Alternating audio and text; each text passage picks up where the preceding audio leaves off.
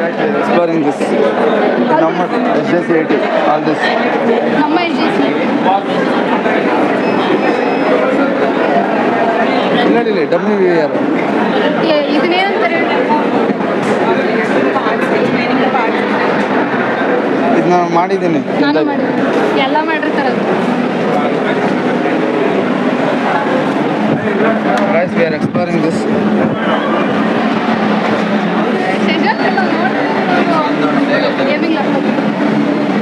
ನಂದು ಅಜೂಸ್ ಏನಿಲ್ಲ ಅಣ್ಣ.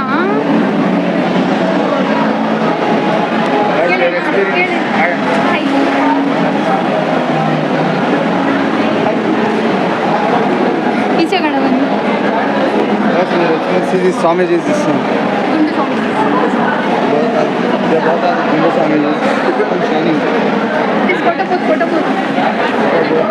ಫೋಟೋ ಬೂತ್ ತೋರಿಸಿ. This is photo booth. This one. Einstein's. Yeah. Let's go for another. ಯಾರು ಈ ಅಮ್ಮ ನಮ್ಮ ಜೊತೆ ಬಂದಿದ್ದಾರೆ.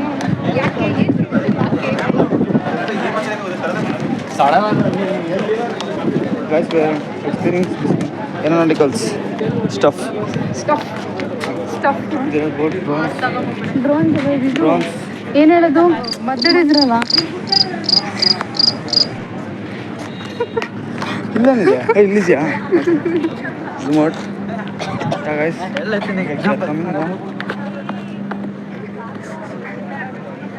ಏನಿದೆ ಇಲ್ಲಿ ನೋಡೋಣ, ಎಕ್ಸ್ಪೀರಿಯನ್ಸ್ ಮಾಡೋಣ. ನಾನು ಅಲ್ಲ, ನೀವು ಹೋಗಿ ನಾನು ಮಾಡ್ಕೊಡ್ತೀನಿ.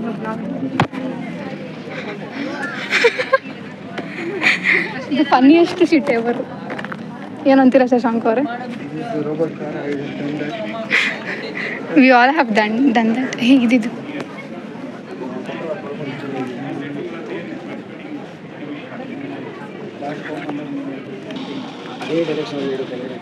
This guys, this is my brothers, our brothers.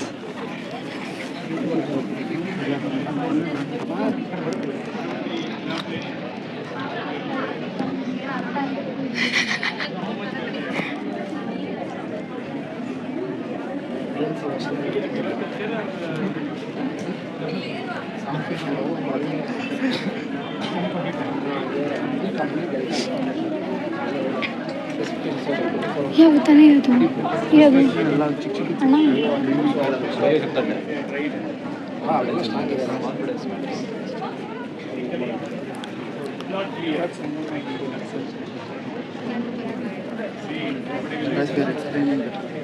We are not explaining.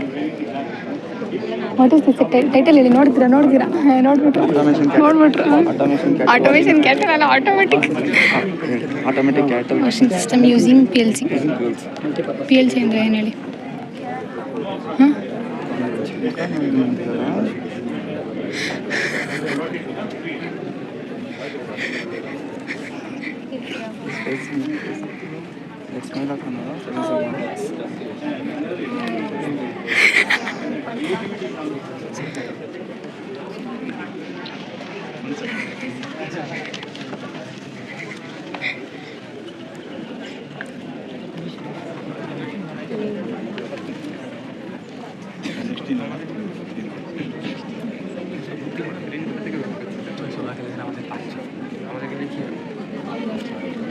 Automatic cattle washing system.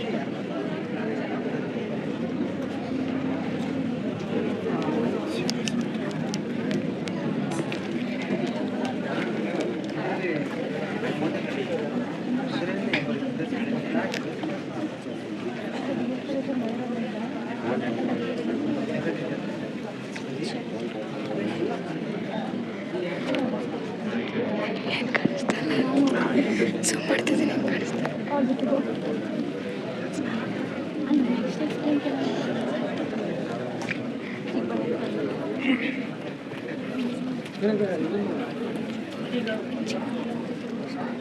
Five minutes will be given. Please. Anything on the addressing environment, climate changes. Climate changes ಕಾರಣದಿಂದ ಹ್ಯೂಮನ್ಸ್ಗೆ ಅಂದರೆ ಅಗ್ರಿಕಲ್ಚರ್ಗೆ ಅಂದರೆ ನಾವು ಕ್ಯಾಟಲ್ಗೂ ಒಂದು problem ಆಗೋ chances ಇದೆ ಆ chances ಏನು ಅಂದಾಗ ವೆದರ್ ಚೇಂಜ್ ಆದಾಗ ಒಂದು ಕ್ಯಾಟಲ್ಸ್ಗೆ ಪ್ರಾಬ್ಲಮ್ ಆಗೋದ್ರಿಂದ ವೆದರ್ ಚೇಂಜ್ ಕ್ಲೈಮೇಟ್ ಚೇಂಜಸ್ ಆದಾಗ ಒಂದು ಟೆಂಪ್ರೇಚರ್ ಸೆನ್ಸರ್ ಯೂಸ್ ಮಾಡಿಕೊಂಡು ವಾಶ್ ಮಾಡೋದಕ್ಕೆ ಈ ಒಂದು ಸಿಸ್ಟಮ್ನ ಯೂಸ್ ಮಾಡಿರ್ತಾರೆ. P L C based automatic ಕ್ಯಾಟಲಾಗ್ಸಿಂಗ್ ಸಿಸ್ಟಮ್ ಅಂತ ಕಂಟ್ರೋಲ್ ಮಾಡೋದಕ್ಕೆ ಪಿ ಎಲ್ ಸಿನ ಯೂಸ್ ಮಾಡಿದ್ದೀವಿ. ಪ್ರೊಸೆಸ್ನ ಕಂಟ್ರೋಲ್ ಮಾಡೋದು ಈ ಒಂದು ಸಿಸ್ಟಮ್ ಎಲ್ಲಿ ಯೂಸ್ ಮಾಡ್ತೀವಿ ಅಂದರೆ ಬಲ್ಕಾಗಿ ಲಾರ್ಜ್ ಸ್ಕೇಲ್ ಆಪ್ರೇಷನ್ ಕ್ಯಾಟಲಾಗ್ಸಿಂಗ್ ಆಪ್ರೇಷನ್ಸಲ್ಲಿ ಒಂದು ಸಿಸ್ಟಮ್ನ ಯೂಸ್ ಮಾಡ್ತೀವಿ. ಯಾವ ಥರ ಅಂದರೆ ಈಗ ಅಟ್ ಎ ಟೈಮ್ ಹ್ಯೂಮನ್ಸ್ಗೆ ಲೇಬರ್ ಕೊಟ್ಟು ಅವ್ರನ್ನ ಮೇಂಟೈನ್ ಮಾಡೋದ್ರಿಂದ ಒನ್ ಟೈಮ್ ಇನ್ವೆಸ್ಟ್ಮೆಂಟ್ ಮಾಡಿ ಈ ಸಿಸ್ಟಮ್ನ ಡಿಸೈನ್ ಮಾಡೋದ್ರಿಂದ ಒಂದು 50 to 60 ಕ್ಯಾಟಲ್ಸ್ ಇದ್ದಾಗ ಆ ಒಂದು ಟೈಮಲ್ಲಿ ಈ ಸಿಸ್ಟಮ್ನ ಯೂಸ್ ಮಾಡೋದಕ್ಕೆ ಡಿಸೈನ್ ಮಾಡಿದ್ವಿ. ನೆಕ್ಸ್ಟ್ ಸೆಕ್ಷನ್ ಬಂದು ನಮ್ಮ ಸಿಸ್ಟಮ್ದು ಫಸ್ಟ್ ಸೆಕ್ಷನ್ ಬಂದು ಕ್ಯಾಟಲಾಗ್ಸ್ ಸೋಪ್ ಅದೆಲ್ಲ ಯೂಸ್ ಮಾಡಿ ಬ್ಯಾಕ್ಟೀರಿಯಾಸ್ ಎಲ್ಲ ಇದ್ದಾಗ ಅದನ್ನು ರಿಮೂವ್ ಆಗೋದಕ್ಕೆ ಕ್ಯಾಟಲ್ಸ್ ಈ ಒಂದು ಸೆಕ್ಷನಲ್ಲಿ ಯೂಸ್ ಮಾಡ್ತೀವಿ. ನೆಕ್ಸ್ಟ್ ಸೆಕ್ಷನ್ ಬಂದು ಸ್ಕ್ರಬ್ಬಿಂಗ್ ಆ ಒಂದು ಬಂದಾಗ ಏನಿರುತ್ತೆ ಬ್ಯಾಕ್ಟೀರಿಯಾಸ್ ಅದೆಲ್ಲ ರಿಮೂವ್ ಆಗೋದಕ್ಕೆ ನೆಕ್ಸ್ಟ್ ಸೆಕ್ಷನಲ್ಲಿ ಇದೆ. ನೆಕ್ಸ್ಟ್ ಪ್ಯೂರ್ ವಾಟರ್ ಎಲ್ಲ ಒಂದು ಸಿಸ್ಟಮಲ್ಲಿ ನಡೆಯೋದೆಲ್ಲ organic water chemicals. Next section pure water. Next drying ಸೆಕ್ಷನಲ್ಲಿ ಡ್ರೈ ಆಗುತ್ತೆ. ನೆಕ್ಸ್ಟ್ ಈ ಒಂದು ಪ್ರಾಸೆಸ್ಸಲ್ಲಿ ಆಗೋ ವೇಸ್ಟ್ ನೀರು ಏನಿರುತ್ತೆ ಅದನ್ನೆಲ್ಲ ನೆಕ್ಸ್ಟ್ ರೀಯೂಸ್ಗೆ ಬಳಸೋದಕ್ಕೆ ಆ ಒಂದು ವಾಟರ್ನ ಕಳಿಸ್ತೀವಿ.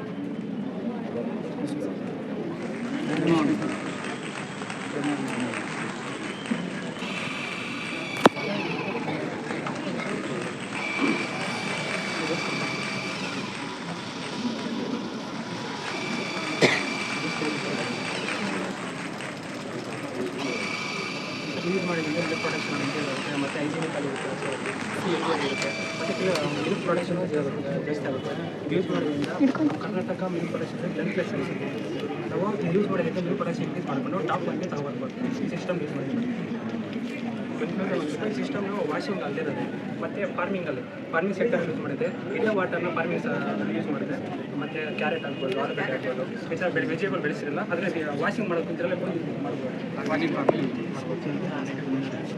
ನೀವು ಹೇಳಿದ್ರಿ ಡಿಟರ್ಜೆಂಟ್ ಯೂಸ್ ಮಾಡ್ತಾರೆ. ಇದಕ್ಕೆ feasible to make use for agriculture. Shampoo ಅದು ಕೆಮಿಕಲ್ ಅಲ್ವಾ, ಫೀಲ್ಡಿಗೆ ಹಾಕ್ಬೋದು. ಕೆಮಿಕಲ್ ಡಿಟರ್ಜೆಂಟ್ ಯೂಸ್ ಮಾಡ್ತೀವಿ ಅಂತ ಹೇಳಿದ್ವಿ ಅಲ್ವಾ, ಅದು ನಾವು ಫೀಲ್ಡಿಗೆ ಹಾಕ್ಬೋದು. ಆರ್ಗ್ಯಾನಿಕ್ ಎಲ್ಲ ಸರ್ ಯೂಸ್ ಮಾಡೋದು ಮೈನ್ ಕಾನ್ಸೆಪ್ಟ್ ಬಂದು ಆರ್ಗ್ಯಾನಿಕ್. ಈ ಸ್ಟೇಜ್ ಮಾತ್ರ ರಿಸೈಕಲ್ ಯೂಸ್ ಮಾಡಲ್ಲ ಸರ್. ಈ ಸ್ಟೇಜ್ ಮಾತ್ರ ರಿಸೈಕಲ್ ಯೂಸ್ ಮಾಡಲ್ಲ ಸರ್. ಇದು ಕ್ಲೀನ್ ವಾಟರ್ ಮಾತ್ರ ಬರುತ್ತಲ್ಲ ಸರ್. ಈ ಸ್ಟೇಜ್ ಮಾತ್ರ ರಿಸೈಕಲ್. ಇಲ್ಲಿ ಸಪ್ರೇಟ್ ಹೆಂಗಾಗುತ್ತೆ, ಇಲ್ಲಿ ಸೋಪ್ ಸಪ್ರೇಟ್ ಇರುತ್ತೆ. ಇದರಿಂದ ತೊಳೆದ ನೀರೆಲ್ಲ ತೊಳೆಯೋದಕ್ಕಾಗಲ್ಲ, ಅದು ಯೂಸ್ ಮಾಡೋದು. ವೆಜಿಟೇಬಲ್ ಫಾರ್ಮಿಂಗ್ ಮಾಡ್ತಾ ಇರ್ತಾರೆ. ಒಂದು ಕನ್ಸಂಪ್ಷನ್ ಆಫ್ ವಾಟರ್ ಎಷ್ಟು ಒಂದು ಕ್ಯಾಟಲ್ಗೆ litres in terms of litres ಎಷ್ಟಾಗ್ಬೋದು? 15 ಲೀಟರ್ಸ್. ಅಷ್ಟೊಂದು ರಿಕ್ವೈರ್ಮೆಂಟ್ ಆಗಲ್ಲ ಸರ್. ರಿಯಲ್ ಟೈಮಲ್ಲಿ ಅಪ್ಡೇಟ್ ಮಾಡಿದ್ರೆ 10 ಲೀಟರ್ಸ್ ಮೀಡಿಯಂ ಸೈಜ್ ಟೈಮಿಂಗ್ ಮೇಲೆ ಡಿಪೆಂಡ್ ಆಗುತ್ತೆ. 4 ಫೀಟಿನ ಹಸು ಇರುತ್ತೆ, ಹಿಂಗೆ ಒಂದು 3.5 ಫೀಟ್ ಇರುತ್ತೆ ಹಸು. ಹಿಂಗೆ ಒಂದು ಅಡ್ಡ ಎಷ್ಟಿರುತ್ತೆ ಹಸುಂದು ಜನರಲ್ ಇದು ಎಷ್ಟಿರುತ್ತೆ ಹೈಟ್ 3.5 ಹೈಟ್ ಇರುತ್ತೆ, 4 ಫೀಟ್ ಹೈಟ್ ಅಂತ ಮೋಸ್ಟ್. ಈಗ ಬಿಟ್ಟು ಸುಮಾರು ಒಂದು 4 ಇಂದ 5 ಫುಲ್ ಟೈಪ್ ಮಾಡೋದಂತ ಹೇಳಕ್ಕೆ 5 ಲೀಟರ್ ಆಗುತ್ತೆ. ನಾವು ಡಿಲೇ ಕೊಡೋದು ಮೇಲೆ ಬೇಸ್ ಮೇಲೆ ನಾವು ವಾಟರ್ ಕನ್ಸಂಪ್ಷನ್ ಆಗಲಿ ಆ ಟೈಮಿಂಗ್ ಪ್ರಾಸೆಸ್ ಆಗಲಿ ಎಲ್ಲ ನಾವು ಪ್ರೋಗ್ರಾಮಿಂಗ್ ಮಾಡೋದ್ರ ಮೇಲೆ ಡಿಪೆಂಡ್ ಆಗುತ್ತೆ ಸರ್. ಇದು ಡಿಸೈನ್ ಮಾಡಿದ್ರು ಯಾರು? ಕಂಪ್ಲೀಟ್ ಮಾಡಲ್ ಏನಿದೆ ಎಲ್ಲ ನಾವೇ ಮಾಡಿರೋದು. ನಾವು ಒರಿಜಿನ್ ಆಫ್ ದಿಸ್ ಐಡಿಯಾ, ಮೂಲ ಐಡಿಯಾ ಇಲ್ಲಿ ಬಂದಿದ್ದು ಕರ್ನಾಟಕ ಆಲ್ಮೋಸ್ಟ್ ಎಲ್ಲ ಹೈಡ್ರಾಲಿಕ್ ಸಿಸ್ಟಮ್ಸ್ ಇದೆ. ಹೈಡ್ರಾಲಿಕ್ ಇದೆ, ಮೆಕ್ಯಾನಿಕಲ್ಸ್ ಇದೆ. ಅದರಿಂದ ನಾಯ್ಸ್ ಆಗ್ಬೋದು, some ಇಶ್ಯೂಸ್ ಬರ್ತಾ ಇರುತ್ತೆ. ಇದು ಒಂದು ಫುಲ್ ಅಕ್ಯುರೇಸಿ ಇರುತ್ತೆ. ಮತ್ತು ಏನು ಇಲ್ಲ ಎಲೆಕ್ಟ್ರಿಕ್ ಇರೋದ್ರಿಂದ ಯೂಸರ್ 100% ಅಕ್ಯುರೇಸಿ ಇರುತ್ತೆ ಸರ್. ಏನು ನಾಯ್ಸ್ ಇರಲ್ಲ, ಡಿಸ್ಟರ್ಬೆನ್ಸ್ ಇರಲ್ಲ. ಮಲ್ಟಿಪರ್ಪಸ್ಗೂ ಯೂಸ್ ಮಾಡ್ತೀವಿ. Say for example cattle run ಆಗ್ತಾ ಇದೆ, ಮೂವ್ ಆಗ್ತಾ ಇದೆ, ಎಲೆಕ್ಟ್ರಿಸಿಟಿ ಹೋಗಿ ಅವಾಗ ಪ್ರಾಸೆಸ್ ಆಟೋಮೆಟಿಕ್ ಜನರೇಟರ್ ಬೇಕು. That's the catch. He's catching the catch.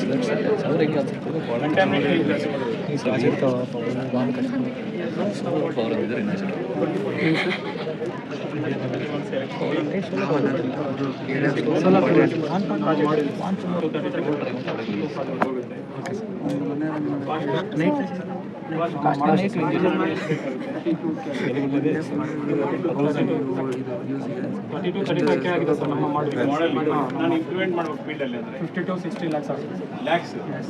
ಯಾಕಂದರೆ ನಾವು ಲೈಫ್ ಟೈಮ್ ಮಾಡಬೇಕಲ್ಲ ಸರ್. ಈಗ 2 ದಿನಕ್ಕೆಲ್ಲ ನಾವು ಯೂಸ್ ಮಾಡೋದು. ಒಂದ್ಸಲ ಇನ್ವೆಸ್ಟ್ಮೆಂಟ್ ಮಾಡಿದರೆ ಎಕನಾಮಿಕಲಿ ಫೀಸಿಬಲ್ ಅಲ್ಲ. Large scale cattle large scale farmer is having the 4 to 5 cows on cattle. He cannot think only those farmers who are having the large bulk of scale the main application not for the small scale dairy. Main application ಅದೇ sir. Large scale cattle ಆಪರೇಷನ್ಸ್ಗೆ design Large scale. మీరు hi చెప్తారా? ಅವ್ರಿಗೆ washing ಎಲ್ಲ ತುಂಬ biggest problem ಆಗುತ್ತೆ ಅಂತ ಕಡೆ ಅಲ್ಲಿ ಹ್ಯೂಮನ್ಸ್ನ ಯೂಸ್ ಮಾಡೋದ್ರಿಂದ ಅವ್ರಿಗೆ ಮೇಂಟೈನ್ ಮಾಡೋದು, ಅವ್ರಿಗೆ ಸ್ಯಾಲ್ರಿ, ಲೇಬರ್ ಕಾಸ್ಟ್ ಅವೆಲ್ಲ ಓವರ್ಕಮ್ ಮಾಡಿ ಒನ್ ಟೈಮ್ ಇನ್ವೆಸ್ಟ್ಮೆಂಟ್ ಮಾಡಿದ್ರೆ ಒಂದು ಮಾಡೆಲ್ನ ಡಿಸೈನ್ ಮಾಡ್ಕೊಂಡ್ರೆ ಲೈಫ್ ಟೈಮ್ ಇರುತ್ತೆ ಅಂತ. ಅಲ್ಲಿ ಸೋಷಿಯೋ ಎಕನಾಮಿಕ್ ಇಶ್ಯೂಸ್ ಬರಲ್ಲ. ಸೋಷಿಯೋ ಎಕನಾಮಿಕ್ ಇಶ್ಯೂಸ್ ನೀವು ಅವ್ರಿಗೆ ಜಾಬ್ ಕಟ್ ಡೌನ್ ಮಾಡಿದಂಗೆ ಆಯ್ತಲ್ಲ. ಈಗ ನಮ್ದು ಒಂದೇ ಪ್ರಶ್ನೆ ಬರೋದು, ಬೇರೆ ಇದು ಡಿಸೈನಿಂಗೆಲ್ಲ ಜಾಬ್ ಈ ಡಿಸೈನಲ್ಲಿ ಭಾಳ ಜನ ಲೇಬರ್ ಬೇಕಾಗಿಲ್ಲ. ಹಾಂ ಸರ್ ಬೇಕಾಗುತ್ತೆ. ಅವರೆಲ್ಲ ಎಲ್ಲಿ ಹೋಗ್ಬೇಕು? ಡಿಫೈನ್ ಮಾಡಿರೋದು ಅನ್ಎಂಪ್ಲಾಯ್ಮೆಂಟ್. ಬೇರೆಯವ್ರು ಬರುತ್ತಲ್ಲ. ಆಫ್ ಮಾಡಿದ್ದೀನಿ. Well done guys, well done.